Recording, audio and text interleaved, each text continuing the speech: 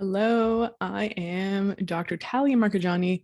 This is the Good Mood Podcast. This is episode 67.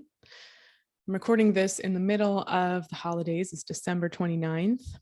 And so we're on the last few days of 2021, and I'm very excited for the new year. Although according to this meme, we should walk slowly. Don't declare 2022 as your year. And don't touch anything. Be respectful, be quiet, walk calmly and slowly, because we've had a pretty intense couple of years, which brings me to the, I think, appropriate topic of today's podcast, which is burnout. So this podcast is inspired by lots of patient interactions that I've been having throughout the last couple of weeks, while a lot of people are on vacation and also dealing with a lot of uncertainty around the escalating cases of the pandemic and a lot of things that we're hearing in the media about, potential lockdowns and things like that, school closures, and the uncertainty that comes with that, and the deep exhaustion that we've been feeling as a result of the last 2 years, but also based on a book called Burnout, The Secret to Unlocking the Stress Cycle by Emily and Amelia Nagoski. And this is a great book that inspired a lot of this episode that you can check out. So this episode is called Burnout. So burnout is a term that was coined by Herbert Freudenberger in 1975. And it's characterized by emotional exhaustion. And I would also add to that physical and mental exhaustion. But historically, it was characterized as this emotional exhaustion that comes from fatigue that results from just caring too much for too long. With it, there can be depersonalization. So this depletion of empathy, caring, and compassion. Even if you consider yourself and identify as being a very compassionate and sensitive person, you may just not have any left in you to give to others. Essentially, your cup is so empty that there's not even a drop left to give to others.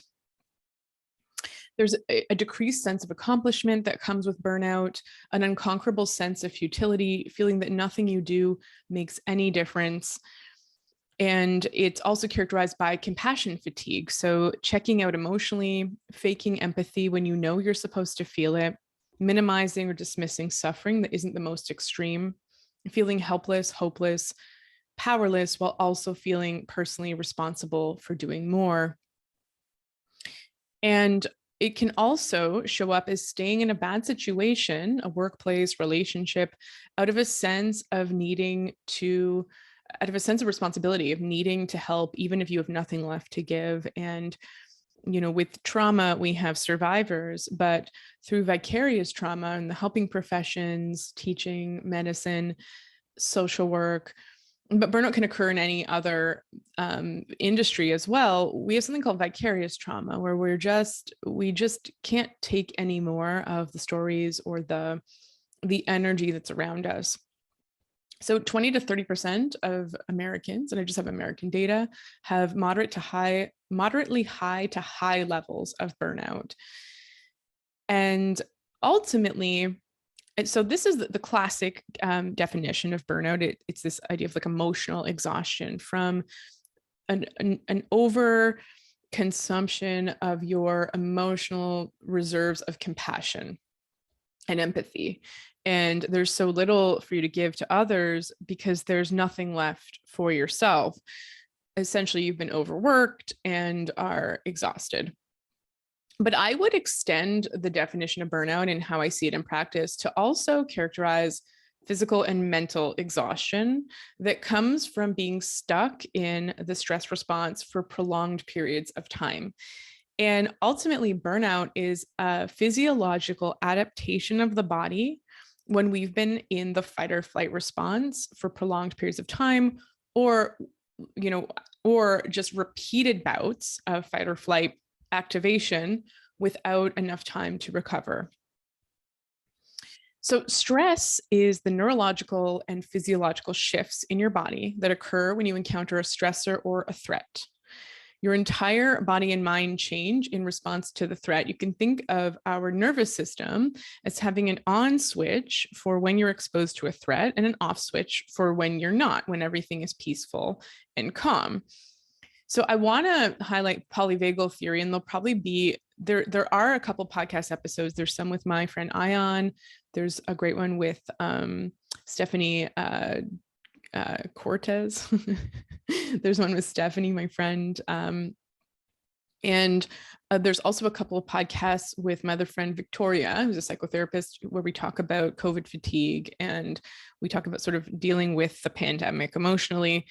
And polyvagal theory was coined by a physician, Stephen Porges, and he wanted to understand the vagus nerve, because in medicine, he was just told, as we all were, the vagus nerve is a cranial nerve 10, originates in the brain and brainstem. And it innervates the heart, the digestive system, the lungs, and it basically regulates our parasympathetic. So this is one branch of our autonomic nervous system, classically the rest and digest arm of the nervous system. So think of like we have a voluntary nervous system and a not autonomic or automatic nervous system, so branches. And then the autonomic nervous system branches into rest and digest, or fight or flight. What Stephen found, though, was that there's two branches of the vagus nerve: the dorsal vagal response, which is related to more shutdown and burnout, and the ventral vagal response, which is sort of like our calm, safe, and social response. So to highlight polyvagal theory, and a lot of analogies describe it as a ladder that you descend based on the elevated amounts of stress that you're experiencing. So I like to use the deer analogy, and this is what I tell my patients. So imagine deer in the forest, and the default state of the deer is to be in their ventral vagal response. They're calm, they're chewing on leaves or whatever deer do, they're with their family.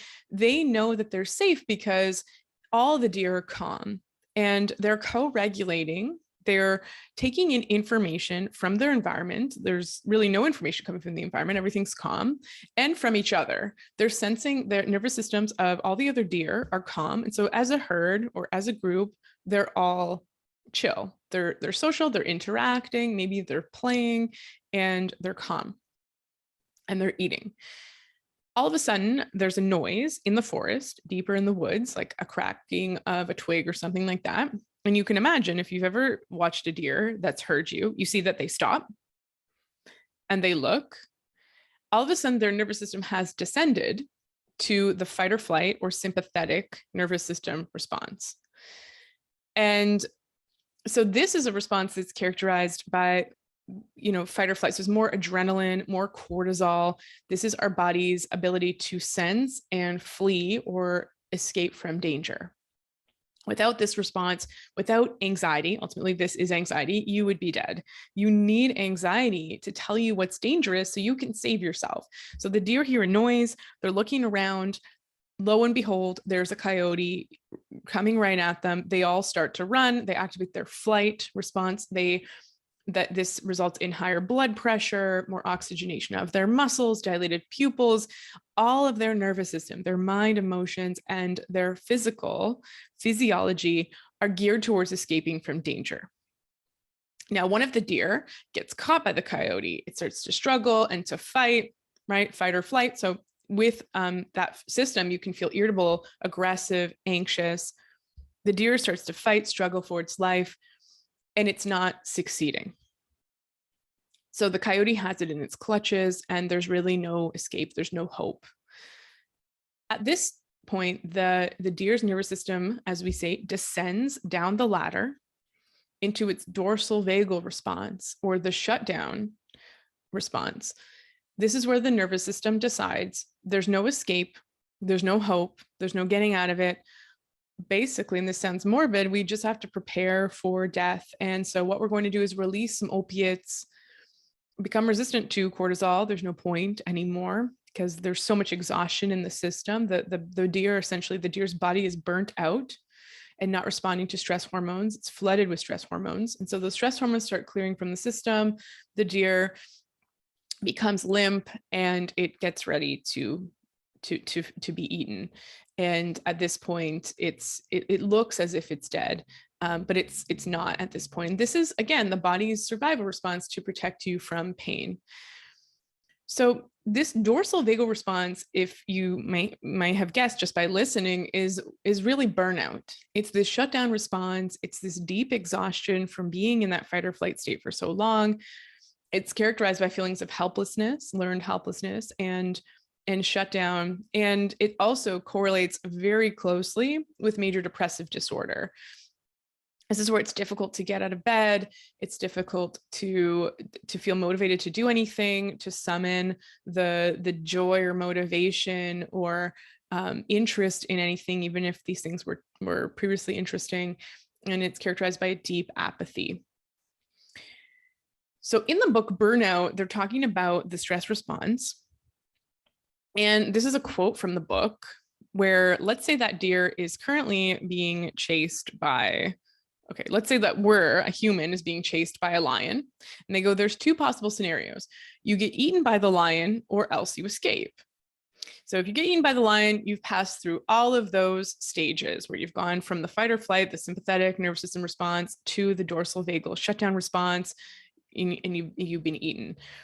But in this scenario, the person is still in fight or flight response and they survive. They run back to the village, they shout for help, and everybody comes out of their huts or whatever, and they slaughter the lion, and you're saved. And so now you're connected with your friends and family. You're grateful to be alive. The sun shines brightly. You relax into a certain knowledge that your body is a safe place to be. And together, the village cooks a lot of the lion and shares a communal feast.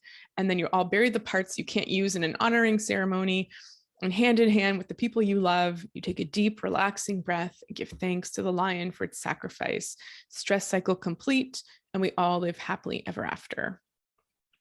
And this is this idea of completing the stress cycle. So let's imagine that we're back in the body of the deer. The deer is in the clutches of the coyote. Then for some reason, the coyote gets shot or gets scared off, or the deer manages somehow, before it's descended into its dorsal vagal response, it manages to escape. And so the coyote's gone, the deer is limp, it's still in that dorsal vagal response, and then its body, and if you've ever seen an animal who's been wounded and has entered that response, like a cat maybe that's been hit by a car but it manages to survive, or a deer that's been attacked, the animal will actually start to shake. And this shaking helps to offload the adrenaline and cortisol that's been flooded into the animal system, and the animal starts to mobilize. It starts to ascend the polyvagal ladder through the fight or flight response, and then its nervous system regulates and it's back to normal.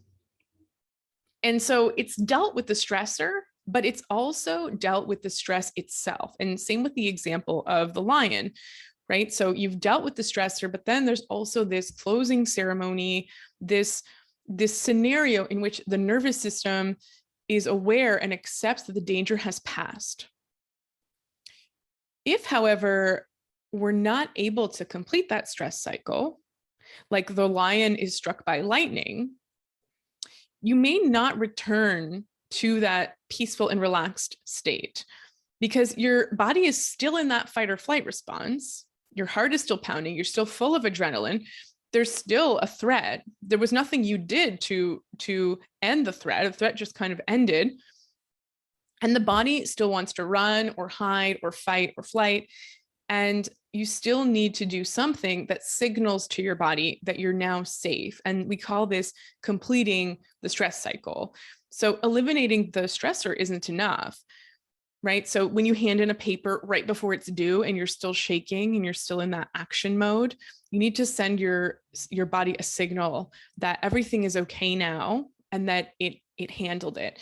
And after these waves of stress where we handle them, we should feel stronger. There should be this adaptation. We call this allostatic load, where the load of stress And in school, we talked about the stress wall. So imagine like a wall of whatever rocks to protect you from the storm at sea, right? So if you have a really strong high stress wall, you can handle a massive wave hitting you.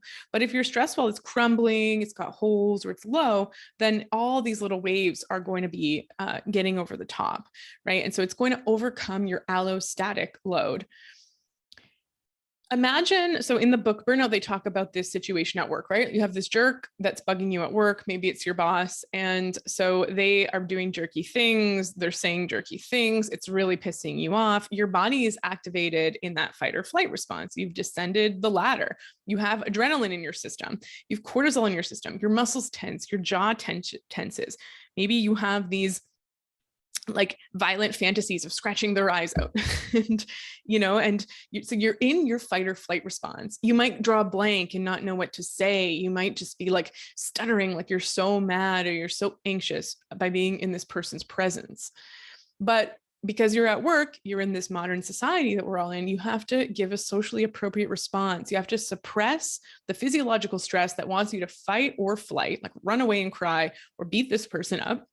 And you have to just make, a diplomatic response, walk away, maybe write a really neutral email just to a higher up, to HR. Maybe you have to figure out what to do. And it's got to be this really prefrontal cortex, very rational and critically thinking response, which is not what your body's stress response wants. Your body wants you to eliminate the threat. So every single day, your body is soaked in this stress juice and it never gets a chance to offload that stress juice. That stress juice is like of adrenaline and cortisol. It's not useful, when it comes to writing the email where you think of the right wording and you leave the right, exclamation point to period ratio, and you make sure that you aren't using too aggressive language and all of that stuff. Their stress response is sort of useless for all of that. It's useless for getting your paper done at 1 a.m., and so you have all this stress juice in your system that your body is soaking in day after day after day, and there's no outlet to get rid of it. And of course, we know, like if you've listened to other podcast episodes, I really highly recommend you check out the Cortisol Care Challenge. It's $5 at the goodmoodproject.ca, learn.goodmoodproject.ca. It's a 5-day little mini course where you learn about the stress response, but we'll talk about it here as well. So we know that the stress response affects your digestion, right? Your body needs to be in ventral vagal for the best digestion. So digestion stopped, you might have stomach pains, gas, constipation, gut inflammation. It affects your immune system, cortisol, adrenaline, they suppress your immune system. The immune system gets pushed to the outside of the body because you might be wounded, right? That's where your body's like, well, if there's a threat, an external threat, then rather than me worry too much about a virus or bacteria that I have to fight off, I need to worry about staving off infection from like a saber tooth biting me. And so the immune system is suppressed in certain areas and activated in other areas. And we can experience this chronic inflammation and chronic immunodeficiency from chronic stress. Our hormones are out of whack. Like one of the most characteristic things is that when our body is in chronic stress, especially if you are a menstruating person, your body's not interested in reproduction. And so all of these cherry on the top sort of attributes of our evolutionary success, like, clear skin and nice, shiny, healthy hair and strong nails and, a regulated and healthy menstrual cycle. And, all of that stuff gets pushed by the wayside because your body needs to focus on the immediate goal of surviving through the next day, right? It doesn't know that the jerk at work isn't a lion that's about to attack you. And so the response is the same in your body. Blood pressure goes up as a result of these stress hormones, tension and pain in the muscles increases. And we know that chronic pain is connected to that fight or flight response, and that if you manage to get somebody out of the sympathetic fight or flight response, you can have great success with handling and helping them manage, and in many cases, eliminate pain. Issues with sleep, you're not going to sleep when there's a saber-toothed tiger chasing you. And then, of course, as we'll talk about later, that's going to affect your ability to handle the stress and complete the stress cycle, right? So all this happens when we are caught in the stress cycle, when we're stuck in that stress response. Because you think of emotions as a tunnel, right? Like, if there's we talked about this in the podcast, 90 seconds to heal your anxiety, to heal your mental health. I forget the name, but it's this idea that an emotion lasts for 90 seconds. And so, yeah, like let's say you see someone you have a crush on and your heart races and you got all excited. And then, you're good. Like once they go away, you're calm. If you end up starting a relationship with them, you're not going to feel those butterflies to that intensity for like by the 10th year that you've been dating. And so there's this idea of like when we have a strong emotion, these chemicals flood our system and then they dissipate. And really we're talking about adrenaline in this case, or in noradrenaline. But when you're in the middle of, you can think of it like passing through a tunnel, right? So you're going through this emotional wave, you're passing through a tunnel, but when you're stuck in the tunnel or you're caught inside the wave, I use surfing analogies for a lot of my talk. If you're caught inside the wave of emotion, that's when we start to become poisoned ultimately by our stress hormones, by our stress chemicals. And we can get stuck in the stress response when we're faced with a chronic stressor. So the stressor is just hitting us over and over and over again. You live with the tiger handcuffed to you. And so your nervous system never gets a chance to be free of that stressor. When you have to, and number two is when you have to engage in social appropriateness. So you can't, kill the tiger attached to you. You have to just be nice to it. And it's not an appropriate, so it's an appropriate response, yes, for our society, but it's a very prefrontal cortex cortical response. And that's not how our nervous system works. Our nervous system needs to complete the stress cycle.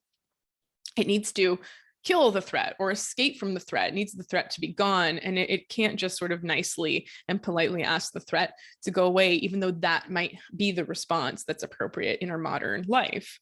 So there's a disconnect between our environment and our physiology and what our physiology expects and is used to. And then another situation is it's safer to walk away from the stress than fight or flight. So, you might, in certain situations, you might be susceptible to repercussions. And so maybe it's easier, like if someone sketchy kind of gets in an elevator with you, it might be easier to just sort of like leave the elevator and then take the stairs. And so you haven't really, you've kind of fled in that situation, but not really, because you're still in the same building as that person. And there isn't this way that you can, kind of really rid yourself of the stressor. So again, it's more of that social appropriateness where we have to sort of suppress our body's physical response. And what happens is that energy gets caught inside of our body and it has nowhere to go.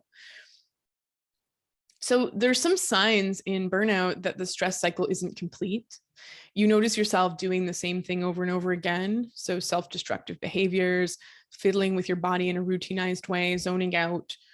Brene Brown calls something chandeliering, which is overwhelming bursts of pain, anger, or anxiety that seem out of proportion to the here and now. So we talked about this like amygdala-based anxiety. So your amygdala is fired up and it takes very little to flood your stress system.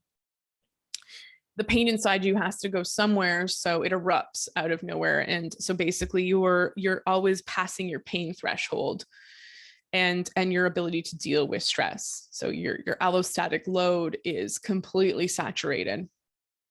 You might become fearful, like you're sort of in this bunny under a hedge syndrome where you lose the ability to recognize that the fox is actually gone. And so you're sort of hiding from life, very little motivation, anxious about routine tasks, just really in that prey mode where your body, even though the threat might not be there anymore, your body is still in that like, I don't understand. And this is sort of like a PTSD response or a trauma response where the body doesn't exactly understand how the threat went away. It doesn't really believe it to be gone. And it hasn't completed the stress cycle or integrated that experience because, a stressful experience, like let's say you escape from that lion, there's this integration that occurs where you're like, I am the kind of person, or I have had the experience of escaping from a lion. And so it'll really suck if another lion shows up, but I have some strategies that have worked that I can implement. I know I can run fast enough. I know I have a team behind me that can help me. I know I can, I have a really cool spear I can stab the lion with. I feel stronger. When you're in that prey mode, when you're in that incomplete stress cycle, you don't have that integration. And so you still feel completely vulnerable to any lions or foxes or coyotes, or whatever other predator, the jerk at work, any other predator that could attack you. And your body feels out of whack is another sign that you're stuck in the stress cycle. So you're sick all the time, you're in chronic pain, you have chronic injuries. It takes long for infections and injuries to heal. Infections keep coming back. So these could be urinary tract infections, respiratory infections, ear infections, hormonal issues. So irregular periods, heavy periods, painful periods, a lot of PMS, chronic illness, injury, I would say anxiety, depression, fatigue, rashes. All of these things could be exacerbated by chronic activation of the stress response. And you identify with being in that fight or flight response or in that shutdown response, either toggling back and forth between them or stuck in one or the other, right? Our stress response is sort of like a dial, or I actually use the analogy of the transmission of your car, gears in your car, right? So you want to go uphill, go to a lower gear. You want to accelerate. Is it a higher gear? I don't even know. Your car, depending on what you need it to do, can adjust to what kind of speed you want, what kind of inclination you're trying to drive through. Your nervous system is the same. Your nervous system can adapt. If it's like, you're lying in bed and everything is great, and your circumstances are temperature regulated and you've completed all your tasks, you should be able to sleep and rest. If there's, somebody chasing you or scaring you, then your body should mount a stress response. And it should also be able to hit that shutdown response if needed as a way to, to deal with the end result of stress. And we should be able to move back and forth, up and down the ladder, depending on the situation in our environment that our nervous system is exposed to.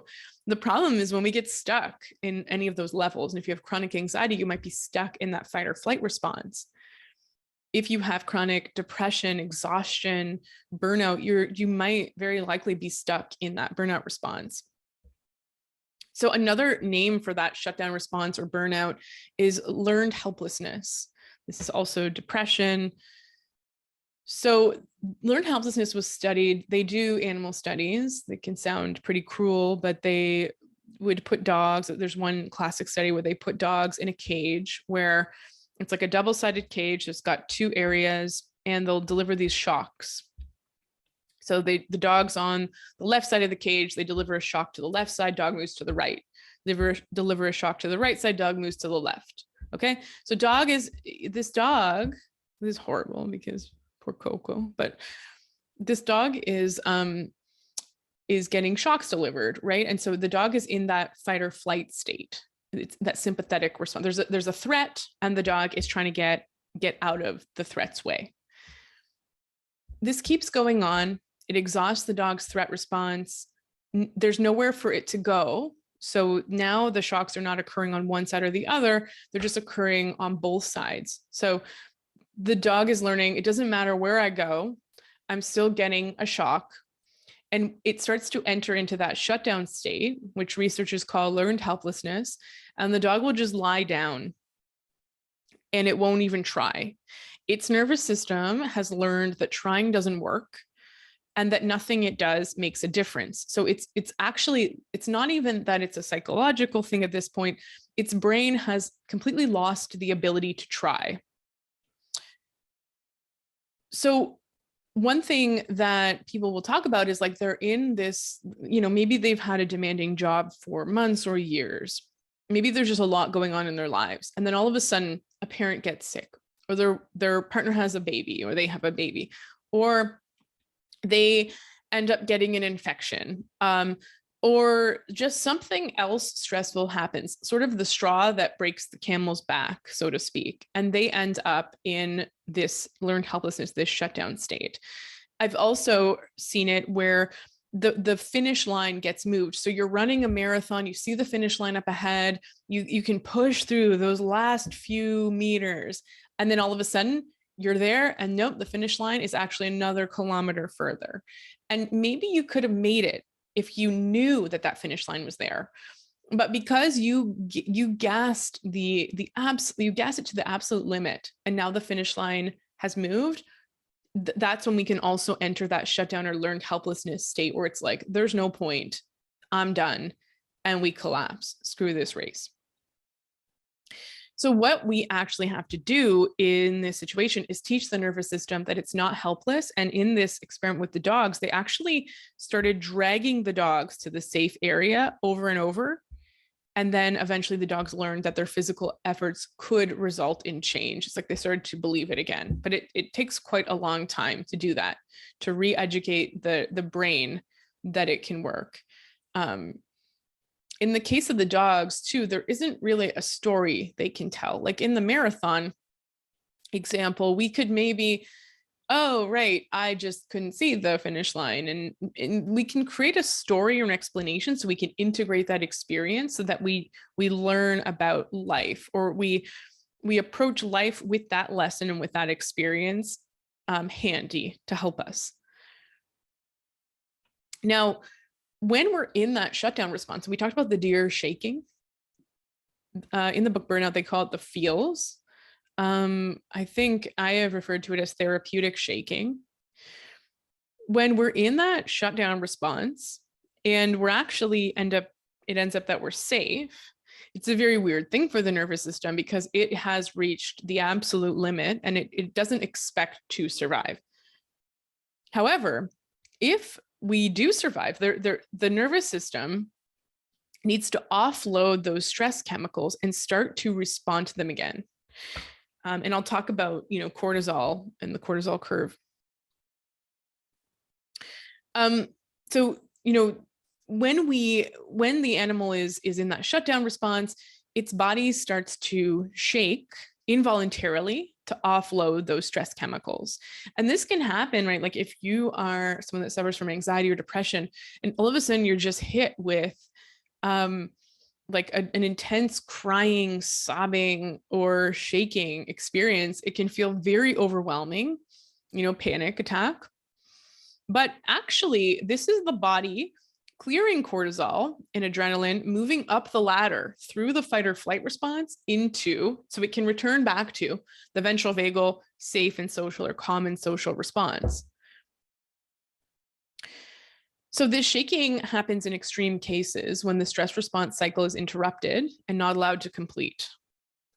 And so it actually is part of the healing process following a traumatic event or a long-term intense stress. And it can look like I said, like crying for no apparent reason, shaking, trembling. And after it's complete, there's often a sense of calm or release afterwards. So I want to talk a little bit about the cortisol curve. You can learn about this visually in the Cortisol Care Challenge, $5. So our cortisol has a circadian rhythm to it. We need cortisol to wake up. We need a little bit of fight or flight response to play, to exercise, to record podcasts. We need it to engage our tone, our nervous system tone, and our alertness and our activation, right? Like if you think of how you are when you're getting a massage or when you're halfway to sleep, you probably wouldn't feel good if someone just said, hey, like, let's go for a 5K run right now. Your nervous system needs to adjust and adapt, right? So when you wake up in the morning, your body releases cortisol. It helps you wake up. It helps you with that feeling of I'm awake. Hooray for the day. Those kind of feelings, right? So when you wake up and you feel alert, you feel ready to start your day, that's your natural circadian rhythm governed by cortisol. That's waking you up, the cortisol awakening response, CAR. Cortisol peaks about 30 to 60 minutes after your eyes open and after you get up. And then it starts dropping away throughout the rest of the day. In the evening, when the sun sets, let's say 7 p.m. I know it's like 4:30 now in Canada when the sun sets, but let's say 7 p.m. the sun sets, your cortisol now hits its trough level in melatonin. The sleep hormone starts to rise.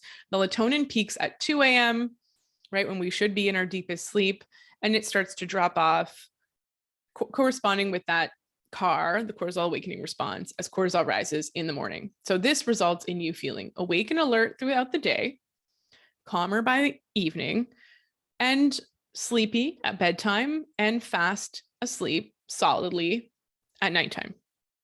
Now, what's the reality? A lot of people have a delayed cortisol awakening response or an interrupted cortisol cycle, right? So this occurs from something called hypothalamic pituitary adrenal, or HPA axis dysfunction.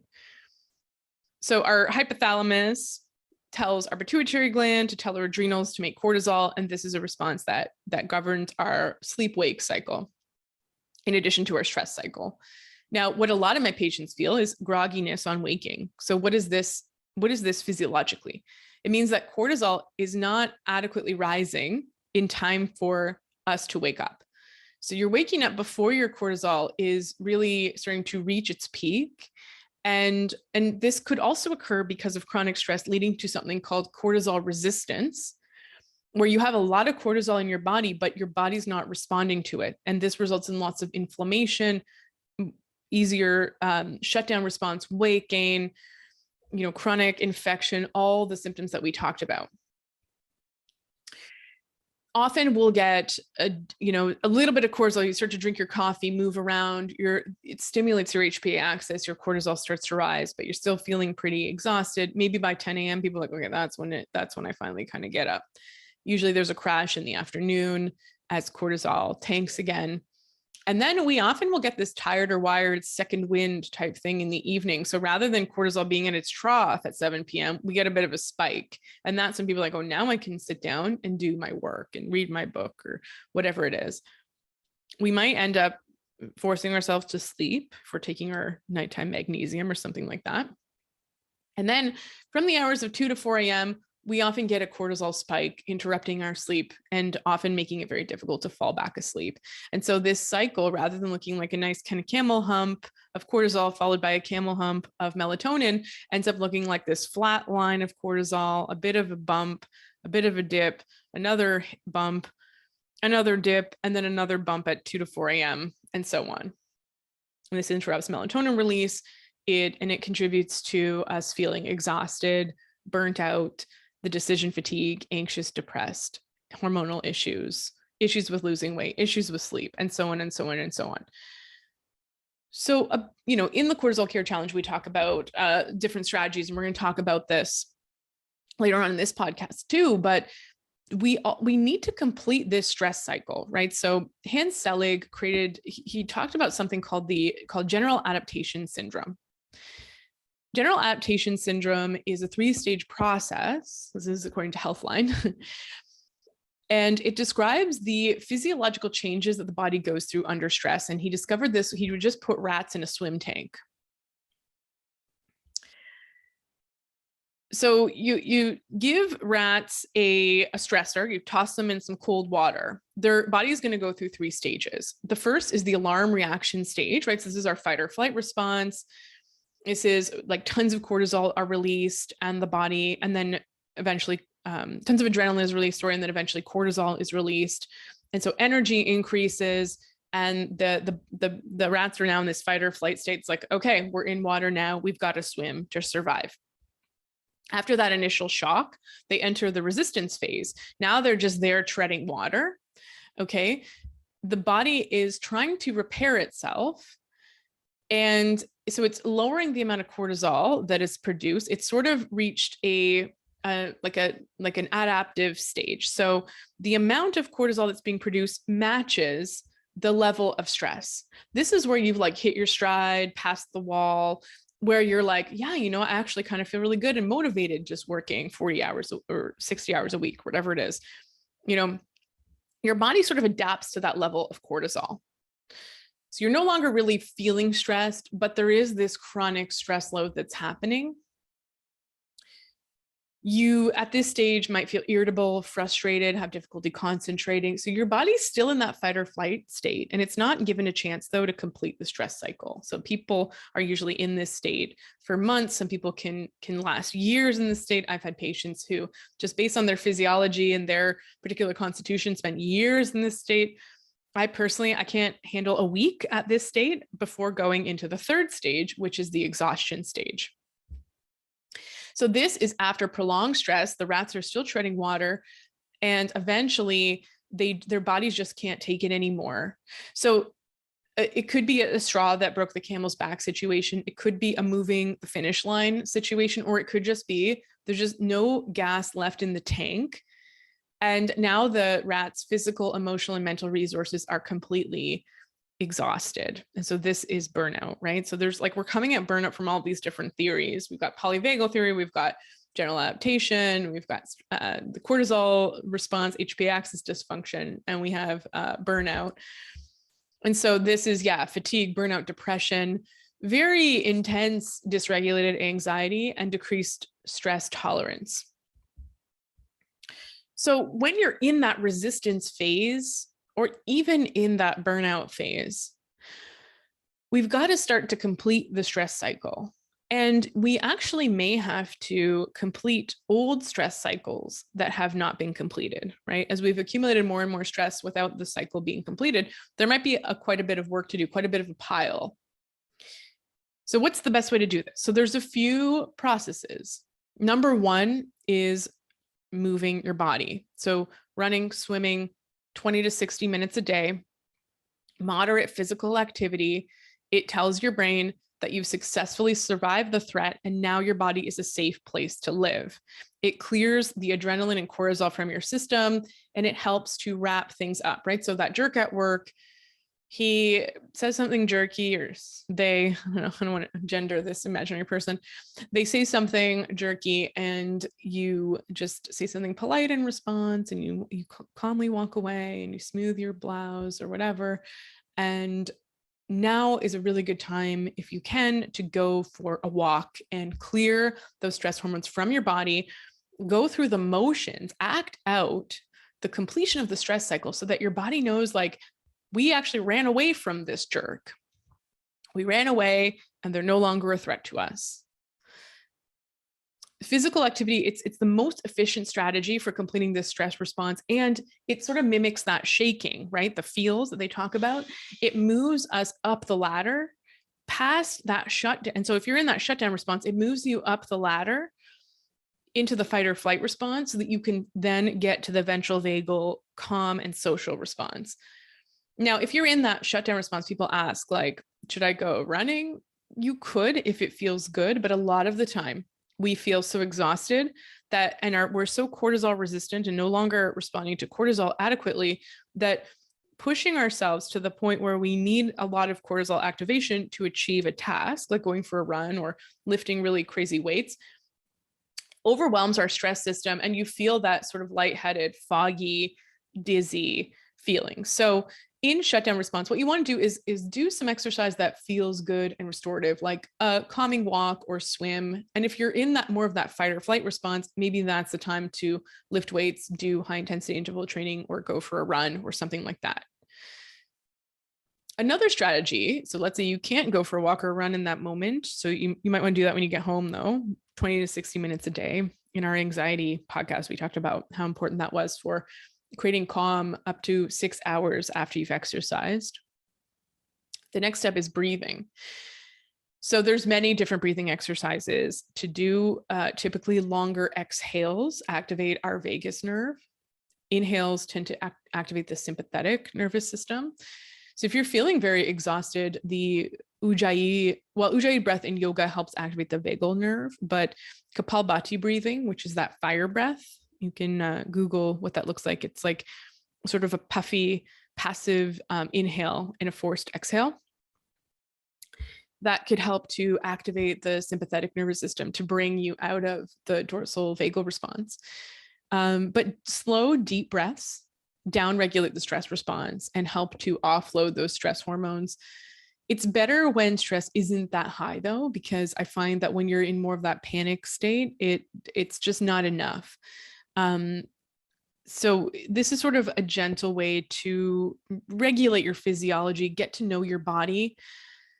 One of the underlying principles of polyvagal theory is that we as a culture have been educated to ignore our body. You want to move your body, you're told to sit still. You're hungry, you're told to wait for your meal. You're stuffed full, you're told to finish what's on your plate. You have to pee, but you're told you got to wait for the bathroom break at school, right? So we're told to kind of, you have, sexual impulses and desires, and you're told that that's wrong or evil. And so we repress our body as a culture. And a lot of what polyvagal theory offers is learning how to honor, respect, and not be fearful of our body, to trust it, to ask it why it's having these symptoms and these reactions, knowing that these reactions are completely normal and they're a response to a stressful environment. Like Jiddu Krishnamurti says, there's no measure of health to be well adjusted to a profoundly sick society. So if your body is not sending you these signals and there is stress going on, which we all have, a lot of us are just living modern life. And I tell this to my patients. I'm like, just modern life with all the things that it requires puts us in that resistance phase, that fight or flight state, for longer than our physiology likely adapted to be in. So breathing. Now, positive social interaction. So this is our ventral vagal response, right? And when we're co-regulating with other human beings, and the loneliness chapter, the loneliness podcast talks about this, the loneliness chapter of episode of my podcast, being around other nervous systems that are calm sends us the signal of safety and calm. If a deer hears a twig snap in the woods and it looks around, its deer family are still quietly munching on leaves, it's sort of like, okay, maybe I just heard something that's not important, right? Like if you're on an airplane and things are shaking around and everybody else looks calm, especially the pilot, then you feel calm, okay, there's nothing to worry about. And casual but friendly social interaction is an external sign that the world is a safe place, right? So your barista at the coffee shop is calm. Your people that you walk by on the street are calm and friendly. This is sending a signal that we're in a calm, peaceful time. There's no tigers and there's no famine and everything is cool. Like if that person's happy, the world must be happy. And people, if you think like, if someone asked you, like, do you want to sit by yourself on a bus or a plane? You'd probably say yes. Or do you want to sit with a stranger? You'd probably be like, heck no. But they actually have shown that people who sit beside a seatmate where they engage in a casual, polite chat, they actually experience greater well-being than if they just sit alone and zone out on their iPads or whatever. So it's something to keep in mind. There's a comedian that talks about this. He's like, I wish they had a Tinder for like plane seats, like plane seat mates. So laughter, again, it helps us to offload stress chemicals and it helps us to regulate and to co-regulate with the people around us. Affection. So John Gottman, relationship therapist, he recommends a 6-second kiss.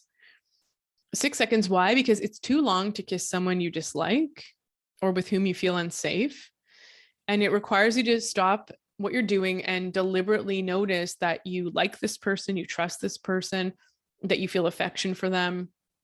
And that action, connecting with that other person as well, it tells your body that you're safe with the tribe. Like you're not going to kiss for 6 seconds if you're being chased by a tiger, maybe a quick peck, like good luck. And then you get on your way. But 6 seconds shows that there are no tigers. Everything is cool and calm. Likewise, a 20-second hug. So this hug occurs where you're both standing over your center of gravity. So you're both sort of front on and you're hugging, and you do this for 20 seconds. So you're sturdy in yourself, right? You're not leaning into the person. They're not leaning into you. And this has been shown to change your hormones, lower your blood pressure, lower heart rate, improve mood, increase oxytocin, which is the love hormone that also increases dopamine. And it teaches your body that you're safe, that you've escaped the lion, that you've arrived home safe and sound to people that you love. And, or it can be 20 seconds or just hug until you're relaxed. And it can be a wonderful way to help someone co-regulate if they're freaking out, if they're trying to complete a stress cycle. Of course, with permission, because grabbing somebody while they're completing the stress cycle, which essentially means that they're outside of their window of tolerance, is probably not advisable. So can I give you a hug? And then, or can I have a hug? And then just letting that stress cycle complete and watching the emotions and the stress hormones leave the body. Crying, fantastic way to complete the stress cycle, especially sloppy sobbing with lots of snot and tears. And that is often a response for someone going through therapy or trauma, is having a lot of that, right? Like we've been taught usually to numb our emotions, and our emotions are not safe. And so many of us have lots of stress cycles to complete with big sobbing cries. This occurs a lot when people are undergoing like trauma therapy. And so this could be like, I've had this occur with patients who are getting acupuncture, where something is, there's permission for some stress to leave their body, for a stress cycle to complete. And they're like, I don't even know why I'm crying, but I feel fantastic afterwards. Or, if you're journaling or meditating, it's happened to me in my meditation retreat. I spent an entire day just sobbing about stuff from grade 7. It was bizarre. It was stuff I never even thought bothered me, but these really vivid memories came back. I started really crying. And then I felt this relaxation occur. It happens with psychedelic medicines like ayahuasca ceremonies, iboga, psilocybin ceremonies. So very, very powerful crying. It's a very classic way for us to complete the stress cycle and to almost like detox these stress hormones. Creative expression, a place to put emotions in trauma, right? So writing, painting, these artistic expression helps us create context that encourages and tolerates big emotions. And so it's a way that we can kind of invite something to leave us. Like journaling can be helpful. Expressive writing, really wonderful. We might do a workshop on that in the future. Really, really powerful. Expressive writing, there's a lot of research on for it to help complete stress cycles. If you do it for 3 days in a row, 20 minutes at a time.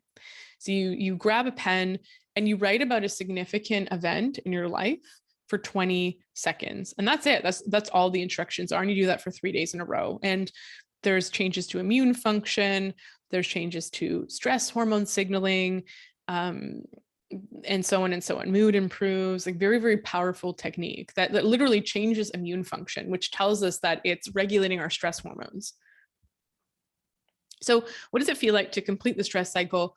In Lacey Phillips' work, which is really worth checking out, To Be Magnetic, or look at her podcast, The Expanded Podcast, she has people do these daily imaginings and writing exercises. And she says that if you've reprogrammed, that's what she calls it, something, you'll feel a sigh of relief in your body. And I think that is what she's describing is probably completing the stress cycle, where it's like your body just kind of sighs, something is released. There's a noticeable reduction in mental, physical, emotional tension. You might be able to breathe more freely, like somebody kind of worked a knot out. Your thoughts relax, shoulders drop. And someone described it as a gear shift, like your wheels are spinning more freely. Maybe this is our caudate nucleus, like from the OCD podcast. Like we're not locked into that amygdala response anymore. We're able to like release it and move on to actually respond to reality, which is currently a safe place. For other people, it just ends. A lot of the time when we're integrating trauma or emotional memories, the symptoms just cease to be. And so sometimes you'll talk to someone and be like how do you feel speaking up in meetings? Oh, what, really? I feel fine. And it's almost like they forgot that it was ever a problem. I remember I used to get very activated at the thought of speaking up in class, and now it doesn't bother me really at all. But it just feels like it's always been like that. I have to be reminded of the fact that I was very stressed out about it, as little as like 10 years ago. It's like I was an entirely different person at the time. And this is just a result of completing enough stress cycles, deactivating the amygdala, probably, and quite a bit of exposure therapy too. So what that might look like, right? Completing the stress cycle, right, is like the rats now are being fished out of water and their body's given a chance to recuperate. And now their nervous system is able to move freely again, right? So we've moved from that resistance phase or that sympathetic state to the shutdown state, or the exhaustion phase. And now we have been able to move through that, right? So this shutdown stage, we're no longer responding to cortisol. We have this cortisol resistance. We still have high levels of stress hormone that we're like, we can't tolerate this level of stress hormone for this long. And so we're just totally flooded by it. And with this immobilization, with this mobilization, with this restoration of our nervous system functioning, now we're able to switch gears more freely, and we're able to enter into that calm and social, safe and social ventral vagal space and live there more of the time. So what do we do when we're in this chronic resistance phase? Like, what sort of mindset techniques could be helpful? In the book, the Burnout, they talk about the thing called the monitor, or the discrepancy reducing increasing feedback loop. And I think it's summarized better as happiness is reality minus expectations. Right. So what is your goal? How much effort are you investing? And what progress are you making on that goal? So this is like this internal monitor we have, right? So I'm running a marathon, feeling pretty good. I see the finish line up ahead. Sweet, right? My monitor is like, you're doing good. I'm running a marathon. I'm feeling pretty exhausted. I'm pushing through the last stretch. I can see the finish line. All of a sudden the finish line moves. Bam, I'm done. The goal is no longer attainable. I shift into that helplessness phase. I'm resigned. I'm in a pit of despair, helpless. My brain abandons all hope. I shut down, a collapse. Even though the finish line's only a kilometer away, it surpassed the expectation I had. It overwhelmed my allostatic load because it's only allotting a certain amount of energy to get, a couple meters to my destination. And now I got to go an extra kilometer. I can't do it anymore. I'm done. Right? This is the straw that broke the camel's back that we talked about. This is what puts us into the shutdown phase, right? It's like, okay, I just got to get my paper in by tomorrow. And then all of a sudden you find out that you were doing it wrong. You got to rewrite it, or your computer shuts down and erases it. And you're like, I got to start over again. I'm just going to fail this class. I don't care. I'm going to bed. I'm going to go have a beer. Screw it. This is the screw it state. This is the shutdown state. This is where we say things like, there's no point.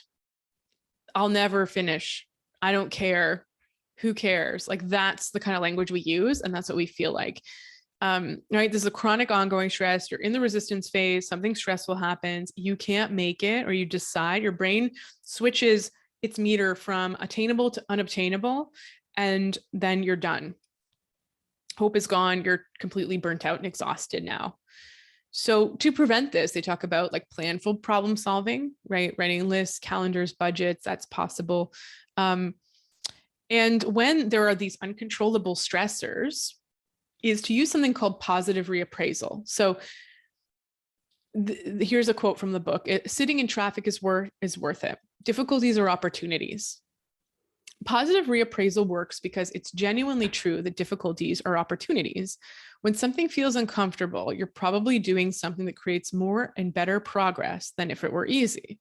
Just a handful of examples, students assigned reading typed. So just a handful of examples. Students assigned reading typed in an ugly, hard to read font remember more of what they read in the short term and score higher on exams in the long term than those whose materials are legible. A noticeable, annoying buzz of background noise can increase a person's creativity. Groups that are more heterogeneous generate more innovation and better solutions to problems, even though those groups feel less confident about their solution and find the process more difficult. And more straightforwardly, people who challenge their bodies with regular exercise develop stronger bones, muscles, cardiovascular systems. Strength is the body's response to doing something effortful. So this is interesting, right? Because it's this idea. So like, let's say the finish line moves. Can we push further? Or is there a benefit? Is there something that we can gain psychologically from the pushing through? Like if you delete your whole assignment the night before it's due, so the person who can say something like, oh my, I'm kind of happy that happened because my assignment turned out way better when I just redid it, or it wasn't as bad as I thought to rewrite it. Like that's a pretty incredible place to be. But if we can pull that into our realm of possibility, it helps us stave off burnout that much more. So struggle can increase our creativity and learning. It can strengthen our capacity to cope with greater difficulties in the future. And it can empower you to continue working towards goals that matter to you. And so I experienced this when I was lifting weights. So like nobody wants to lift weights, but lifting weights is the secret to like, it's a secret exercise that everybody should do: eating more protein and lifting weights. And I noticed that when I was doing this short bursts of very intense exercise, weightlifting or HIIT, I was feeling really calm, especially the day after, but it would last up to a few days afterwards. And my body felt stronger, right? Like I felt like I could handle more physically. Obviously, that's the whole point of exercise, but I felt like I could handle more mentally and emotionally as well. I felt like if somebody was freaking out or dysregulated, it wouldn't affect me. If someone was yelling at me, if something was difficult, I had an easier time handling it. There was like a sense of embodied muscular confidence in my being as a result of the weightlifting. And I concluded that like it increased my feeling of competency across all domains, because metaphorically, being stronger physically equals being stronger mentally, because our body is first of all physical. And if I can beat up a saber-toothed lion, I can also handle the jerk at work or the traffic jam or the marathon where there's an extra kilometer to run. I can actually, maybe I'm not as exhausted when I hit what I think is the finish line. And so this idea of like resilience and strength is so important, right? There's an internal sense of confidence, body positivity, which is really important. It had nothing to do with like what size of clothes or weight on the scale. Like I felt better in my body, whether I did or not. Like I'm pretty sure like if you lift weights, you look better, but you feel way more better than you look, right? As opposed to like when you're just trying to lose weight and you're like nitpicking over all the lumps. Like there is an increased sense of body positivity because you're focusing on what your body can do and the gains it's making in performance. And then this is also happening across all the domains of mental and emotional as well. And I felt just relaxed in my mind. And I got the same results from very small commitment to meditation, like 3 minutes a day. I noticed that as well. I noticed just feeling more positive. So reppraisal, positive reppraisal, this idea of like, can you find benefit? It's like the silver lining or the meaning in something. It changes brain functioning. It activates the dorsolateral prefrontal cortex, which dampens the ventral medial PFC. So remember, like the orbitofrontal cortex is our alarm system. It tells that to shut off, and it shuts off the amygdala, reduces stress. And yeah, it really feels like that. It feels like you're like, I think of like that cartoon where there's like the really huge guy and then there's like the little scrappy one that's like trying to hit him and he just has his hand out and the guy can't reach him. You just feel like that. You're just like, it seems like you're having a day, oh, are you having a day? And you're just like, I feel good. Like I feel I'm able to regulate my emotions. I'm not as affected. I'm not as absorbent of all the toxicity and emotions around me. And therefore my capacity to handle the fight or flight state, the resistance phase, and then just re-enter the dorsal vagal, or the ventral vagal, calm and social, safe and social response is just, I just have that much greater capacity for that. My cup is not just able to be full, but I have a bigger cup. Also, redefining winning is another example they use in terms of mindset, right? So we have expectations about how long something takes. Like a marathon is whatever it is, 41 or 42 kilometers. It takes 4 years to finish an undergrad degree. And if it takes longer, we assume that we're the problem. But if we recognize that something is difficult, then we can accept it's normal, we're struggling, and it somehow gives us an ability to be flexible with our response to that struggle. And so what we really want to do is redefine winning in incremental goals. So set goals that are achievements in and of themselves. And this has been really important for me with surfing. Very difficult task to do. And I, in my mind, know what I should be doing. And what I have been humbled to realize over and over again is like, today I got to just practice, even though it's been 3 years. I have to practice just getting up, like popping up. And the pop up is like the first thing you learn in surfing. And every time you get a new surfboard, or every time you're on different waves, it continues to be a challenge. And I did not accept this. And I thought that there was something wrong with me. And now I'm accepting it more and more and trying to just find tiny successes in every session. And this can be extrapolated to any other domain or area of your life. Is like, what did you achieve today? Like what was good today? Like they use the example of in the book Burnout of trying to record a song with a choir, and that has to be perfect, right? So the goal is perfection. And so you're doing it over and over and over again. And they said, you know what, let's just make our goal to make the sound engineer who they liked, let's just make our goal to make him smile. And that was it. And it's like, so every time we sing, we're just going to make him smile. If he's smiling, we know we've hit it. And eventually we'll get enough material that we'll have a perfect track. And that was it, versus like continually feeling the failure of not meeting the goal. Right? Like if I expect every day I'm going to wake up and get my undergrad degree and I'm only in the first year, I'm going to be constantly disappointed. If I'm like, you know what, I'm just going to be happy that I went to class today. I'm just going to be happy that I turned in my lab assignment today. It's much different. It's a much different physiological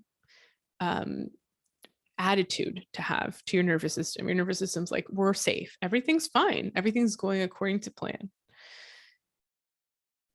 This is called redefining winning. And it's also helpful to redefine failing. So Douglas Adams, the creator of Dilbert, he says, I rarely end up where I needed to go, but I often end up somewhere that I needed to be. And so widening focus to see inadvertent benefits that you stumble across along the way, right? Like if I deleted my assignment, was the one that I like, give yourself time to like grieve it and be like, oh, this sucks. But then was the one that I rewrote, was that better than the original one? Like, is there some sort of blessing in disguise? And I was on a colleague, Michelle Paris's podcast, and she asks everybody, what's your biggest failure, I think? And I heard her, I was waiting to go in and record with her, and she was recording with somebody else. So I heard that question through the door and I was like, oh crap, I hate these kind of questions on the spot. Like big picture kind of questions are really tough for me to answer. Like I have trouble answering what's your favorite movie. I always get stunned and say like Fight Club, or actually Into the Wild is my go-to, or Wild. But I'm always just like, oh boy, okay, my biggest failure. I'm just trying to think like, and my mind immediately went to what's my biggest disappointment, right? Because that failure is it's not really a thing, like a failure, like it's really disappointment. So I that's sort of where my mind went first. And I just thought of like disappointments that were no longer bothering me anymore. And so it was hard for me to really connect to them, but it was things like not being accepted to stuff, or not performing as well as I wanted to in certain areas. But I realized that all of those examples, what happened afterwards was better, and that there's no like regret or remorse or grief around those things.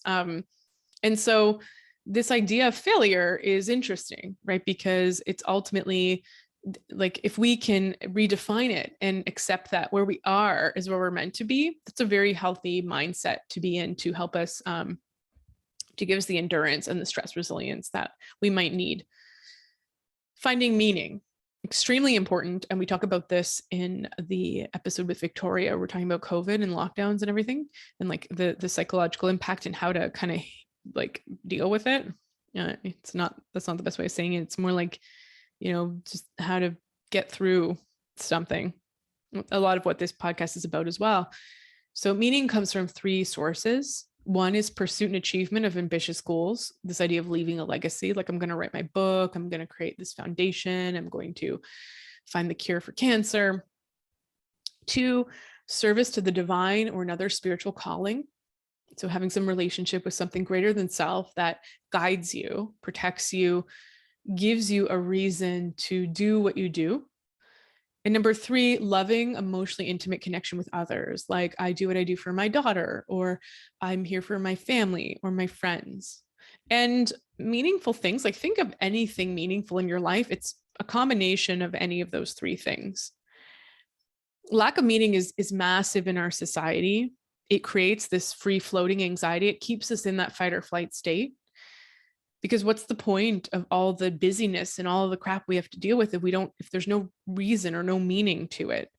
And we're also disconnected from spiritual, philosophical pursuits largely in our society. So, and a lot of us, I think it's something like 80% of people feel that their work is completely meaningless. That's a random statistic I pulled, but it's quite a high number. Maybe it's 60% feel that their work is completely meaningless. And I think people who feel that their work is meaningful or did so originally can at certain points feel so disillusioned by, perhaps the workload or the fact that there's, they feel like a very high responsibility, but low control, like in social work or the helping professions, just feeling like you can't control the outcomes that you're trying to help people deal with.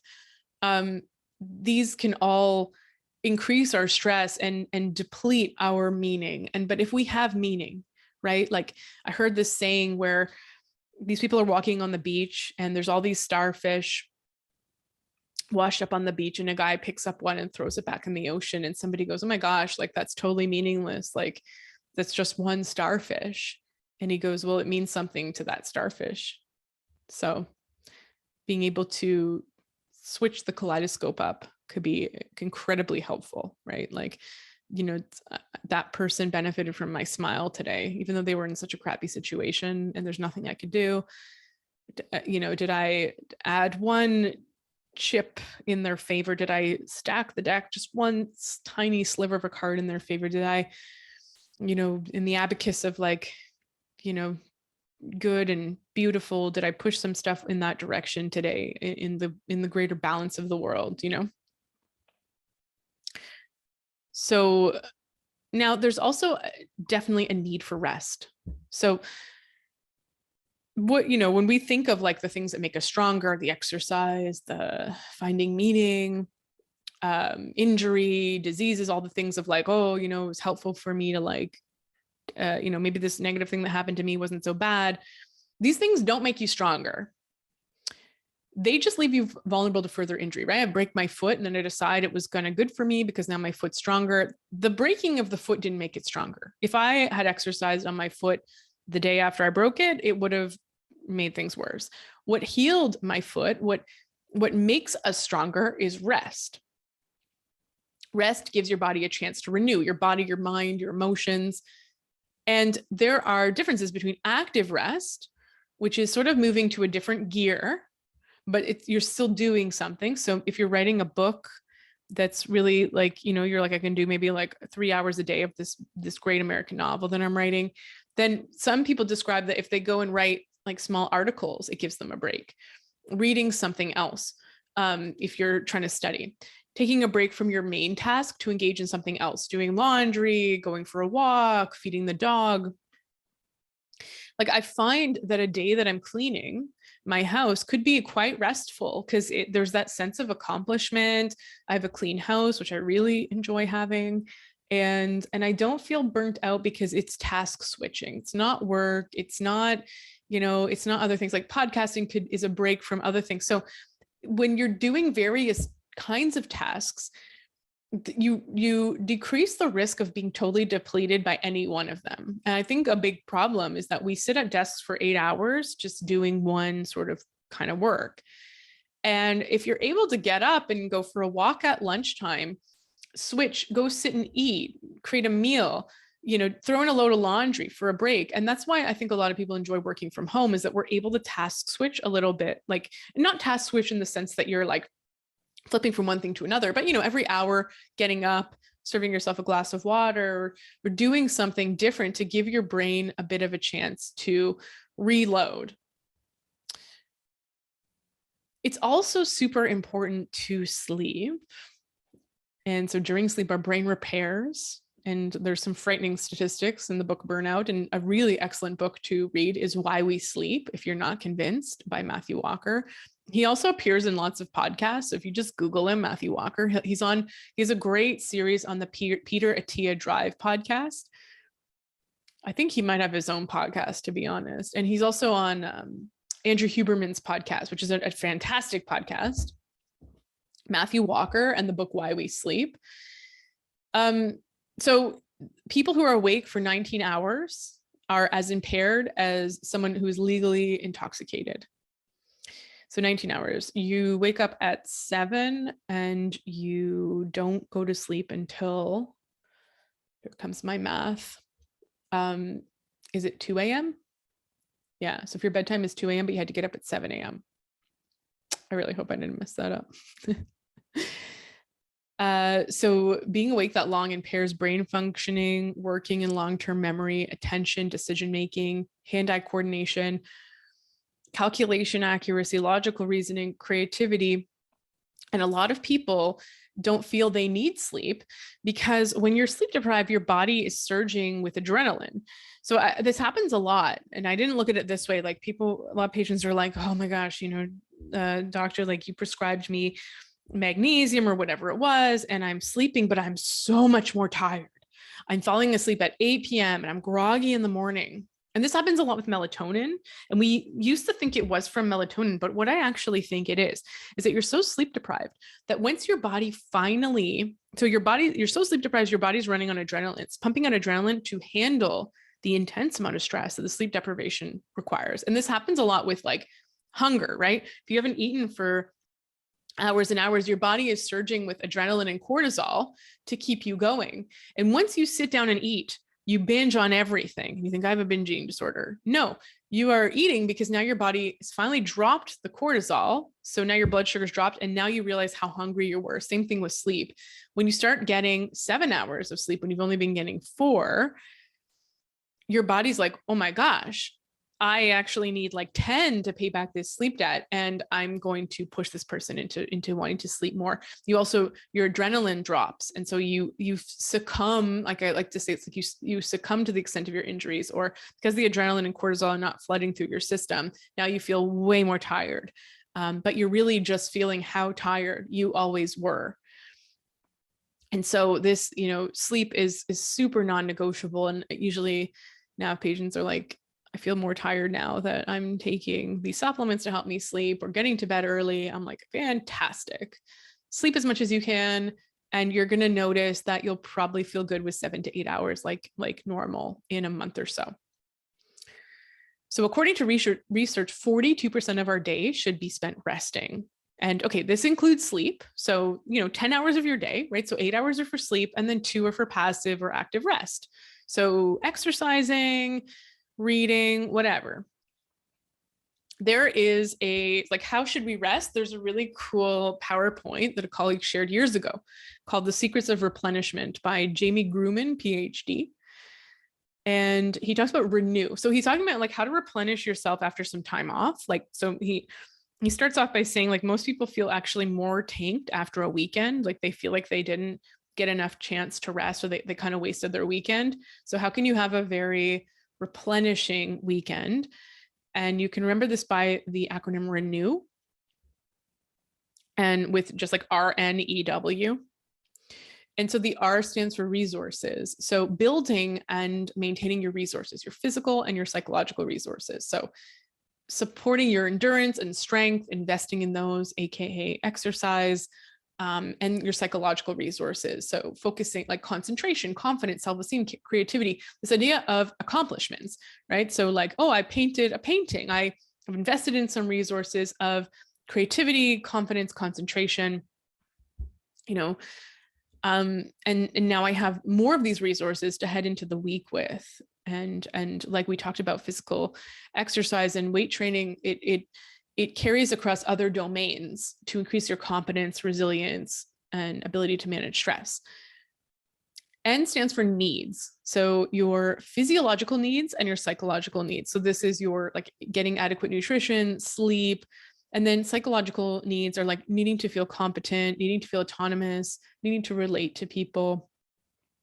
So, engaging with people, feeling connected with them. Autonomy, I always think of as like, when you're doing a lot of really fun things on the weekend, but you're totally scheduled, that can feel depleting. And a lot of us just need open time. Like one of my friends recommends taking a day a week, but you might not be able to do this. Could be an afternoon, could be an hour, just a day or a period of time where it's just open and you don't have anything to account for, anything to do. And you agree to not feel guilty about whatever you're not doing during that time. When we were students, we used to call it the Sabbath day. We just take a day where I wasn't going to study, but I wasn't, and this is important, going to feel guilty about not studying. And I found that I really was able to like just discover different things that day. Like I would do yoga, I would go for a walk, have a bath, and I'd be like, wow, it's only 2 p.m., but I feel very restored. E stands for escape. So we need psychological detachment and we need relaxation. So this is where you go and binge watch something. Now, we'll talk about binge watching in a second and dopamine, and there will be a podcast on dopamine in the future, but we need to escape a little bit, right? Like get lost in a story. Like I need to spend time not feeling like a naturopathic doctor. Like we need to take our hat off and be somebody else, like forget about work and forget about our problems. Like that's a very important thing. That's why the entertainment industry is so successful, because we want to get lost in somebody else's thing and not be so encompassed in our physical meat suit. And so a restorative amount of rest involves escape in some capacity and should be integrated. I find I get this through changing up my environment. So going somewhere else, like going to a park that I never visit, or going on a nature walk, exploring a trail, like putting my body in a different travel used to do this for me, but leaving, like actually physically escaping, is very beneficial for me, maybe more so than psychologically escaping. And then the W stands for well-being. So more positive affect, less negative affect, more satisfaction. And so rest involves a combination of these 4 things. And a different way of looking at this is in mindfulness-based cognitive therapy, MBCT. There's an exercise that we do. So MBCT is an 8-week program meant to manage depression and anxiety through mindfulness and cognitive behavior therapy. It's an 8-week program. You learn different skills. And one of them is a exercise you do where you write a list of all the things you do in a typical day. And you can do this after the podcast. It's a beautiful exercise to do. I really highly recommend it. If you are relating to this podcast, if you feel burnt out, if you feel like you're in that resistance phase, fight or flight response, or in shutdown response, or you're stuck in either, or you're spending a lot of your time in either. If you're feeling that compassion fatigue, that exhaustion, do this exercise. So you write down a list of all your daily activities, waking up, brushing your teeth, putting on your socks. And beside each activity, you decide if it's depleting or nourishing. And beside every nourishing activity, you decide if it's nourishing because it provides you pleasure or mastery, right? So getting an assignment done might feel nourishing if it's providing you a sense of mastery, or finishing your macrame project. And I really like this because it helps us open up our idea of what rest is. And it's this sort of idea of active rest. It's like, I feel quite restored when laundry's done, because it provided a sense of mastery. And yes, it required physical resources, but not really too many, more the mental stress of thinking about it was what causes stress, right? The build up thing, the feeling like I don't have enough because I got all these other things going on. But when we actually sit down and look at all your tasks, you might find, so different things are found with this exercise. Sometimes you find that certain activities are nourishing you didn't expect them to be. Certain activities are depleting that you didn't expect them to be. You also put if they're neutral as well. An activity could be neutral. And then you find, maybe you find like all my activities are depleting. And so what can you do? Can you take some off your plate? Can you change them? One person was like, when I listen to podcasts on my commute, it goes from being depleting to nourishing. And that's massive because that could be like an hour of their day. If I take a walk at lunchtime, my afternoon meeting isn't as depleting as it usually is. If I have a snack in the afternoon, I don't feel as depleted on my commute home. It opens up this idea, this possibility of changing. And we have to be aware before we can change anything. And so we can feel judged if someone's saying like, well, write down your activities and decide, like, it might be like, there's nothing I can change. But the activity just loosens up that certainty that there's nothing that can be changed and provides a possibility for that positive reprisal, finding meaning, opportunities for rest that we talked about. I will also say here protein. So from a nutritional perspective, protein is absolutely essential. Why? Because blood sugar is involved in that cortisol awakening response. Cortisol not just wakes us up, it also increases our blood sugar. So imagine if your blood sugar is depleted, you need to make more cortisol. If you're already cortisol resistant, you're not going to be able to regulate your blood sugar, or you're not going to be able to regulate your cortisol. You're going to feel exhausted. It's going to put your body in the fight or flight response. And what does this look like? People feel shaky. They feel dizzy. They feel depressed. Their head hurts. They feel anxious. They feel completely depleted. They crave sugar. Go to my cravings podcast, listen to it, and go to the meat one. Both of them are super important. And I'm happy to hear when my patients are coming back just now after these many years, people like, I listened, I know you want me to eat more protein. I've been trying. And I'm like, fantastic. Because for a while it felt like I wasn't getting through to people. I also want to say too, that a lot of people have trouble digesting protein because it's done in the stomach. And a lot of us don't have enough stomach acid to actually start protein digestion. And so if you feel heavy, bloated, like you can't eat enough eggs or meat or whatever it is, then talk to me, because we might have to get your stomach acid working. And I find a lot of patients who are drawn to veganism who are like, I don't digest meat well. Everybody digests meat well. It's meant to be digested by us. But if you don't have enough stomach acid from chronic stress, from this resistance phase or other reasons, zinc deficiency is another, then we got to get your digestive system working, starting with your stomach. And so not being able to digest protein, or not liking it, or feeling really heavy when you try and increase the level of protein that your body literally needs to function and for your nervous system to be able to head into the different gears. If you're not able to get that amount, like a patient told me that after 4 eggs, he feels totally stuffed. And I said, well, 4 eggs is only like 200 calories, 210 calories. Like that is a protein bar. It's a snack, it's half a muffin. And so it's a bagel. So if you feel stuffed after that, when, likely you require anywhere from 2,700 to 3,000 calories a day to maintain muscle mass, to support all of your body's functions, I mean, we have a bit of a problem. Like that's 40 eggs. you could easily be eating 40 to 50 eggs a day to get your caloric needs met. So we got to talk and get your digestive system working. It's just a symptom of something going on.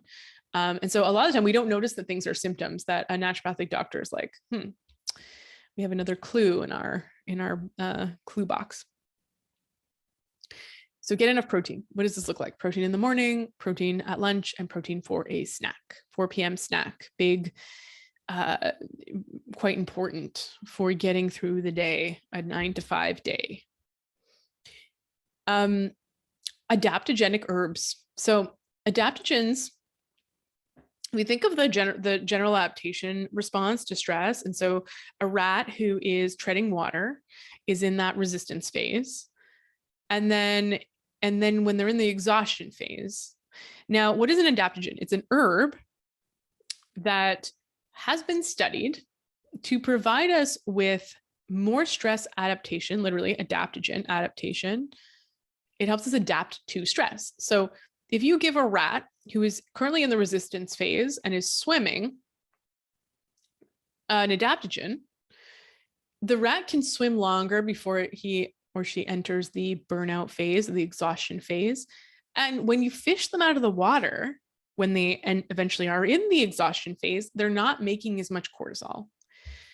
So think about that. So you're able to get through whatever stress you're under longer and better, and you're not making as much stress hormone. It's kind of like the lifting weights and eating protein of the plant world. And these are plants like ashwagandha, rhodiola, the ginsengs, licorice. They all have different properties, different indications. I like rhodiola and ashwagandha, I really like for the resistance phase. And there's a product called Relax and Recharge by AOR that I'll recommend a lot. Please see a naturopath because they do interact with medications. They're not indicated if you're pregnant. There's caution in breastfeeding. So talk to an ND, make sure that you're on one that works for you. But ashwagandha and rhodiola, they're balancing. In the burnout phase, I usually use one like OrthoAdapt that has predominantly licorice in it, because licorice helps, it works a little bit like cortisol, helps us get out of that cortisol resistance phase and start responding to it again. And it helps us get out of that deep exhaustion. Both very effective products, both by AOR, no affiliation. Please talk to an ND because there are contraindications if you're taking for licorice with high blood pressure, blood sugar. It's not for everyone. And a lot of it has to do with patient constitution, other factors. There's quite a bit of an art to choosing an adaptogen. I love medicinal mushrooms. They're also adaptogenic, like reishi. It's beautiful. Reishi is quite balancing, good for sleep. I like that one a lot. But yeah, it's difficult because a lot of the time patients be like, oh, I heard about this adaptogen, I'm putting maca in my smoothie. And I'm like, it wouldn't be the one I choose for you. If I had to choose, I think you're more of an ashwagandha person, or holy basil would be a much better choice for you since you're breastfeeding. So there's these different things that you have to take into account with adaptogens, but know that this tool is available. Oh my gosh, if I knew this was available when I was in undergrad, my life would be so much different. But maybe that wouldn't be a good thing, as we're talking about with redefining failure, redefining the past. We have to restore cortisol signaling. And so look at the Cortisol Care Challenge. It tells you about that, like rebuilding your cortisol curve, right? So what you want to do is send a signal of things that boost cortisol in the morning, and you want to calm cortisol down at night. So you can kind of recreate that curve. So this is done with B vitamins, adaptogens, protein, sunlight, movement in the morning. And then at nighttime, things like magnesium, other adaptogens or nervine herbs, bedtime routines, transitional activities, dark and cool, and those kind of things. And we rebuild that cycle. And that's really important. And you can learn some tips on how to do that in the Cortisol Care Challenge, and take that seriously, because that contains a lot of information, and in just like a few short days, like you might feel better just undergoing that 5-day challenge. I also want to talk about dopamine and serotonin. So the afternoon, when it comes to burnout or being in that resistance, like you're kind of on the line between resistance phase and burnout. The afternoon is sort of the point in which we can really see that, right? Like that's really where somebody has burned out their resources for the day. A lot of stress cycles have gone uncompleted, and we're sort of in that shutdown state. And it's kind of like the 4 p.m. to dinner phase. And so this is where people will reach for alcohol to help to like shut down that adrenaline, because we want to numb from that adrenaline and cortisol and the tension and pain and suffering. We want sugar to numb. We're also, our blood sugar is dysregulated. So we end up reaching for sugar. We end up numbing and looking through, like scrolling social media. And so our prefrontal cortex is depleted by that time. And how we can replenish it is with rest. So active rest, switching to different activities, and eating protein, and moving. So going for like a walk or a transitional activity, which again is sort of that rest thing. Like reading, like I think movement's great because most of us spend our day sedentary and yet we're exhausted, right? But we realize we don't have physical exhaustion. It's more of that mental, emotional exhaustion. And we actually need to offload a lot of the stress chemicals. And then eat like a very good protein rich snack. So yeah, it could be a protein bar, could be some chicken, could be like a bunch of hummus, just something, a couple hard boiled eggs, fruit and nut butter, or like a decent snack. Like I'll sometimes just do like cold soak oats or a smoothie or something with protein powder for that snack. The more depleted you're feeling, the more protein you should experiment with having at that time. And the active rest is key. But basically our dopamine reserves are depleted, right? Our prefrontal cortex, primarily governed by dopamine, our critical thinking, our executive functioning, it's depleted. And so we're looking for like what we say, cheap dopamine hits, or we're more susceptible to dopamine hits, right? So from wine, from sugar, from salty snacks, like popcorn, from scrolling, we're getting these kind of like quick pleasures that help us feel more regulated because it helps us feel like our dopamine is being balanced, but they don't permanently increase our dopamine. What does is to replenish our prefrontal cortex reserves. And that's done again by rest, protein, movement.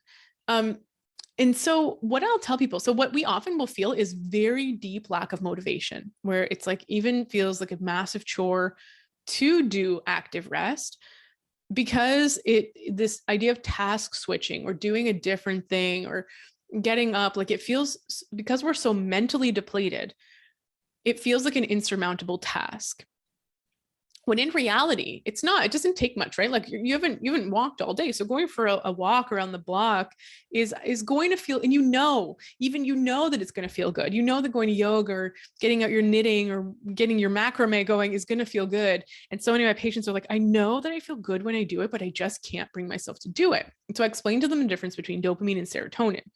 Serotonin, you feel good when you're doing it. You feel good afterwards. It's this calm, warm, picnic in the sun kind of feeling. Dopamine, it's more about activation, sustaining a task, motivation. And so when our dopamine is depleted, we're not able to task switch. We're not able to motivate ourselves as easily.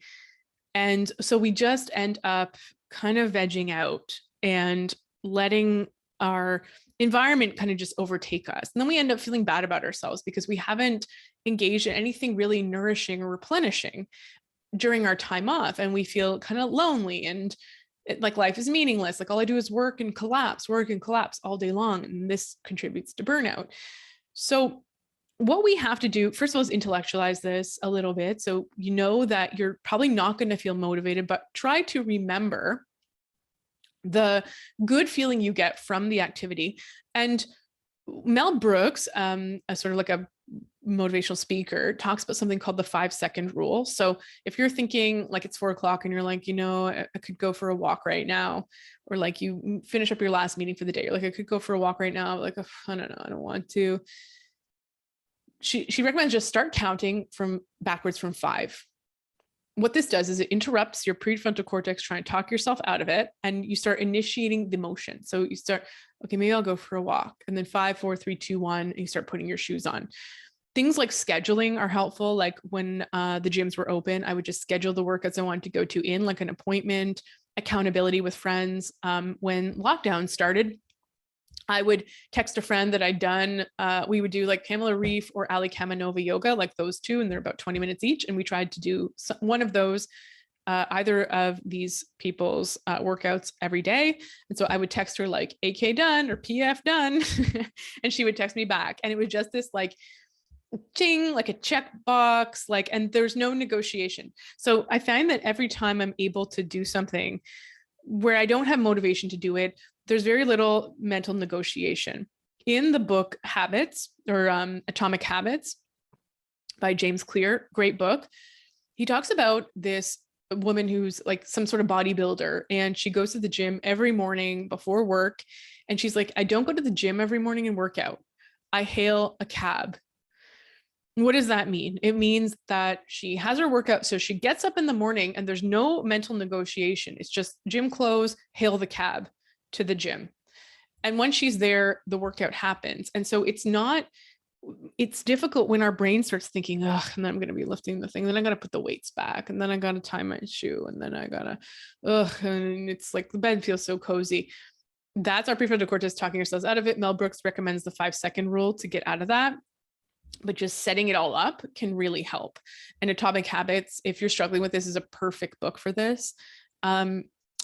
And finally, I want to say self-compassion, right? Like when we are burnt out, part of the reason that we are here is the feelings of failure, the negative reprisal, right? Feeling like there's something wrong with us, feeling bad, the constant struggle against our own physiology.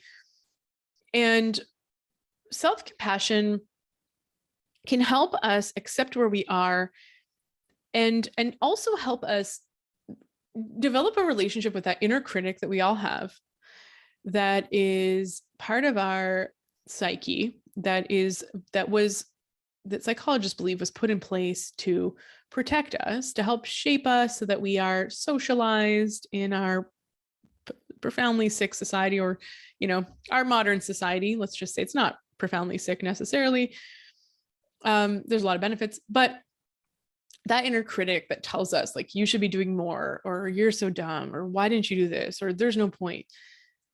Self-compassion helps not to push away that critic, because when we do parts work or other kinds of therapy, we find that critic is just there to protect us. It wants the best for us, right? It's like the big sister that says, don't wear that outfit to school because you're going to look dumb and people make fun of you. That's what the inner critic's job is, right? And it saves you from wedgies and that kind of thing, but it also hinders your creativity and your ability to love yourself. And so self-compassion, which tons of resources at selfcompassion.org, work of Kristen Neff, it just helps us develop a different attitude towards ourselves. One where we, first of all, acknowledge where we're at, what our emotions are, what's happening internally in our body. So emotions, thoughts, body sensations, the exact circumstance that we're in.